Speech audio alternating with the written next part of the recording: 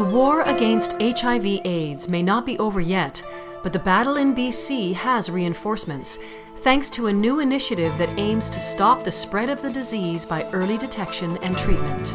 The STOP HIV/AIDS project, I think, is a real opportunity and has taken that challenge head-on to both decrease stigma among healthcare providers and among the general public, as well as really help patients access this life-saving treatment. Up to a quarter of people living with HIV in BC, in Canada, in much of the developed world, have no clue they're living with the virus. HIV doesn't have to be a death sentence. Once people know their status, they can get access to really life-saving medications, and they not only preserve their own health and immunity, but they also decrease the likelihood of transmitting it to others by 96%.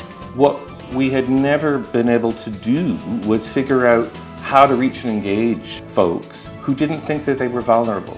We continue to have a certain number of people that when they are diagnosed, they're diagnosed too late. We've tried to figure out what are some better, newer, different ways to reach people, to offer them a test. We've created a social marketing campaign called It's Different Now to really get the message out to the public. We've also really radically changed the modalities of offering it. So offering a new rapid test where you know your HIV status in 60 seconds. All sorts of settings where it's just like thinking out of the box. Even seeing how people were offered an HIV test arriving at their dentist. It sounds simple, but behind that is a whole huge amount of work involving a lot of people working together in a completely different way.